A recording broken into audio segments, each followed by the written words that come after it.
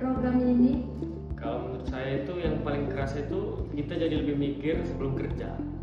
Dulu kan kadang yang penting jalan aja, selesai. Sekarang kita mulai kepikiran, ini udah paling maksimal belum hasilnya? Jangan-jangan bisa lebih hemat lagi, atau sebenarnya bisa lebih cepat.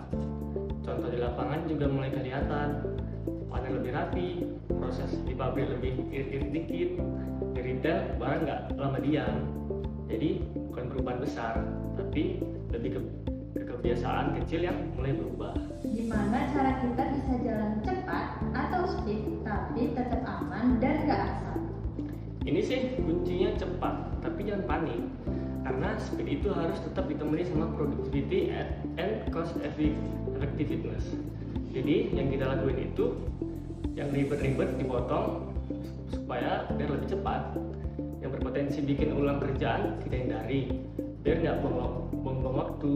Yang bikin boros kita tekan supaya biar tetap efisien. Intinya sih bukan ngebut tapi tetap lancar. Karena kalau ngebut tapi salah, ujungnya muter lagi dan capek 2 kali jadinya. Dalam praktik sehari-hari, apa sih yang paling challenging dari penerapan ini? Yang paling berasa itu ya konsisten sih.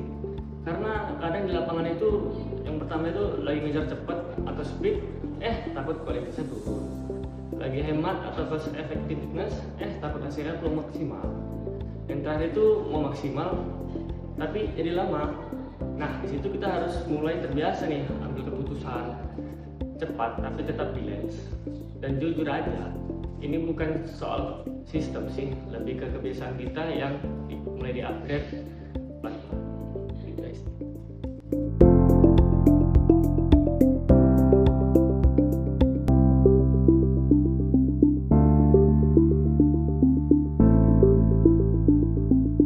Sebenarnya, kenapa sih resiko harus dihitung pakai angka? Nggak cukup feeling aja? Karena feeling itu sering bias. Kadang kita ngerasa aman, padahal resikonya besar. Dengan angka, kita bisa lihat jelas kemungkinan kejadian dan dampaknya.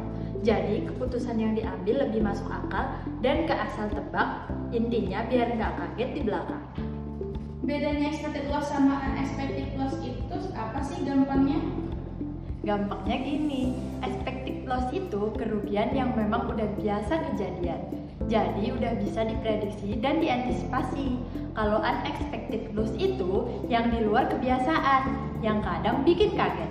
Nah, ini yang biasa perlu disiapin cadangan atau buffer biar nggak ganggu keuangan perusahaan. Risk appetite itu maksudnya perusahaan nekat ambil risiko ya? Bukan nekat, tapi lebih ke batas nyaman. Jadi perusahaan tahu sampai level mana dia masih siap ambil resiko. Kalau lewat dari itu udah masuk zona bahaya. Jadi justru ini bikin perusahaan lebih terarah, bukan asal berani.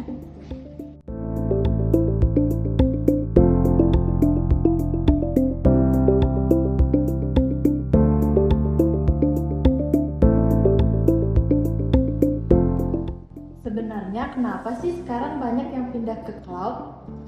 Karena kebutuhan makin besar, apalagi sejak AI makin booming. Tapi kalau bangun server sendiri itu mahal, ribet, dan hardware juga lagi susah. Cloud jadi solusi karena lebih praktis, bisa langsung pakai, dan gampang di-scale sesuai kebutuhan. Bedanya IaaS, PaaS sama SaaS itu apa sih? Simpelnya beda di siapa yang ngurus. IaaS, kita masih cukup banyak yang ngatur sendiri. Kalau PaaS, sebagian sudah diurus oleh provider. Kalau SaaS, tinggal pakai aja, hampir semuanya diurus. Jadi makin ke SaaS, makin simpel, tapi kontrol kita juga makin sedikit. Kalau mau pindah ke cloud, harus langsung total pindah. Gak harus, ada banyak cara. Itu namanya bisa mulai dari yang paling simpel, kayak angkat aja dulu, atau istilahnya lift and shift, atau pelan-pelan sambil diubah. Bahkan ada juga yang tetap dipertahankan dulu kalau belum siap. Jadi bisa disesuaikan sama kondisi masing-masing.